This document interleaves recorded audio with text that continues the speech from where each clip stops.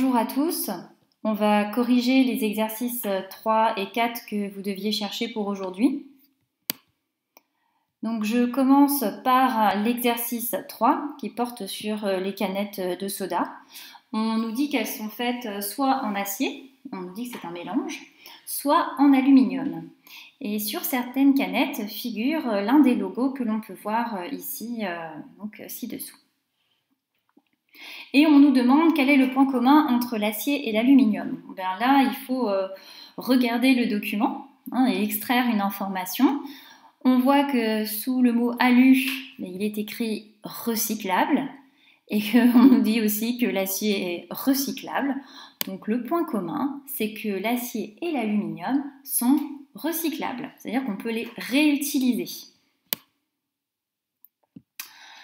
Quelle est la différence entre l'acier et l'aluminium?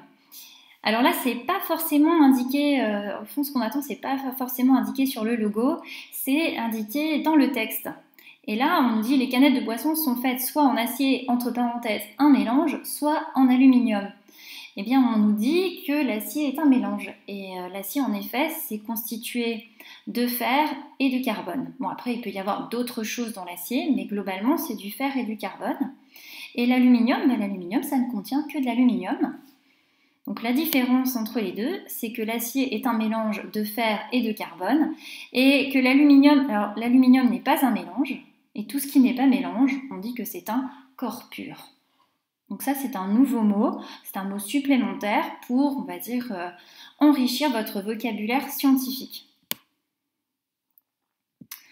Quelle propriété de l'acier est mise en évidence par le logo? Donc on regarde et on peut reconnaître ici un aimant et on voit que l'acier semble attiré par l'aimant. Donc la propriété qui est mise en évidence, eh bien, c'est que l'acier est magnétique. Alors qu'est-ce que ça veut dire que l'acier est magnétique? Ça veut dire que quand on approche un aimant d'un morceau d'acier, les deux s'attirent. Aussi bien l'acier attire l'aimant, mais l'aimant attire l'acier. Et dernière question, on vous disait de rechercher sur Internet le constituant de l'acier qui pourrait être responsable de cette propriété magnétique. Eh bien, le constituant qui est responsable de cette propriété magnétique, c'est le fer. Deuxième exercice que je vais corriger, il s'intitule « Le sucre dans tous ses états ». Et on vous demande de critiquer les phrases de Noah et de Chloé. La première phrase, c'est le sucre a entièrement fondu dans le café. Et là, c'est une erreur qui est assez fréquente chez les élèves. C'est l'utilisation du mot fondre. Donc là, qui ne va pas. Je vous rappelle que fondre, c'est un phénomène de fusion, que le phénomène de fusion, c'est le passage de l'état solide à l'état liquide. Et quand votre sucre, eh bien, il entre dans un café, il ne fond pas, il se dissout. Donc le sucre s'est dissous dans le café. Ensuite, on vous dit le sucre pétillant subit une ébullition quand on le met dans la bouche. Le sucre pétillant, c'est ces petits bonbons qu'on met dans la bouche et puis ça pète finalement en bouche. Et là, le mauvais terme utilisé, c'est ce terme ébullition. Oui, parce que l'ébullition, encore une fois, c'est ce qu'on appelle un changement d'état. Et c'est le passage de l'état liquide à l'état gazeux. Donc c'est comme par exemple quand vous faites bouillir votre eau quand vous voulez faire des pâtes. Or, le sucre pétillant, quand vous le mettez dans votre bouche, il n'est pas liquide, il est solide. Donc c'est pas une ébullition, ça va être une transformation chimique quand on le met dans la bouche. Et ce que vous sentez, pourquoi ça pétille, c'est parce qu'un gaz est formé au contact de votre bouche, au contact de votre salive.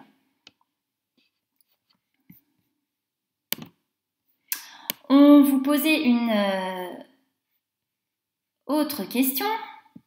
C'était d'attribuer à chaque image le nom du phénomène physique qui lui correspond. Alors on en a déjà finalement vu deux. La première image, on voit qu'il y a du café sucré, donc on va mettre du sucre dans du café. On a vu que le sucre se dissout, donc ici c'est une dissolution qui se passe. Deuxième image, on nous dit que pour faire du caramel, la première étape consiste à faire chauffer du sucre en poudre dans une casserole. Et on nous dit que là, il y a du sucre solide et là, du sucre liquide. Donc on voit bien qu'il y a un passage de l'état solide à l'état liquide. Et le passage de l'état solide à l'état liquide, ça s'appelle la fusion.